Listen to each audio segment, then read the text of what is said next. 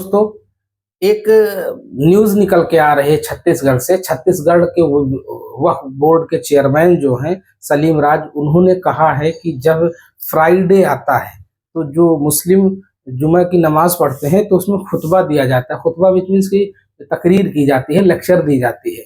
तो उन्होंने एक सर्कुलर जारी किया है और ये कहा है कि जो भी सरमन हो, जो भी खुतबा हो, उसका पहले निरीक्षण किया जाएगा या उसके निरीक्षण किए जाने चाहिए, जिससे कि जो पॉलिटिकल स्पीच ना हो, वो पॉलिटिकल स्पीच ना हो यानी कि पॉलिटिकल इशू पर बात ना हो, इस्लामिक इश्यूज पर बात हो। तो उन्होंने ये कहा है उसके आर्गुमेंट पे कि जो लेक्चर्स दिए जाते हैं, जो तकरीर की जाती है, वो केवल इस्लामिक हो, वो कि मतलब इस्लाम क्या है उसके बारे में होना चाहिए और पॉलिटिकल नहीं होना चाहिए। तो कई बार जैसे कि अभी महाराष्ट्र इलेक्शन में एक इशू चल रहा है, वोट जिहाद का काम से नाम दे रहे हैं, वोट जिहाद चल रहा है, ये है वो है। तो उस तरह से ये जो पूरी होल कंट्रोवर्सी बन रही है, उसमें एक चीज ये निकल के आ रहा है कि जो अपोजिशन है, यानी कि जैसे AIMIM है, उसके असदुद्दीन ओवैसी ने एक्स पर पोस्ट करके उसका विरोध जताया है और कहा है कि ये आर्टिकल 25 का वायलेशन है।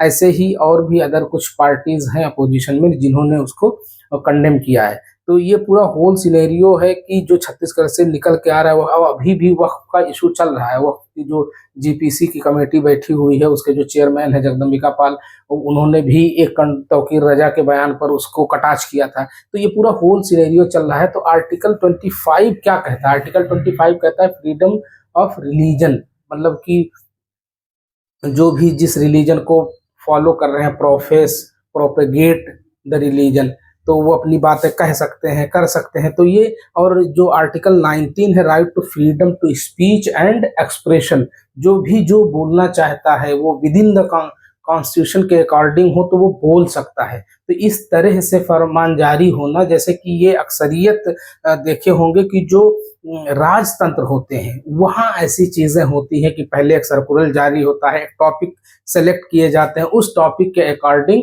कोई भी खुतबा दे सकता है, यानी कि वो जो लेक्चर्स होते हैं, जो तकरीर होती है, जो स्पीच होती है, वो दे सकता है।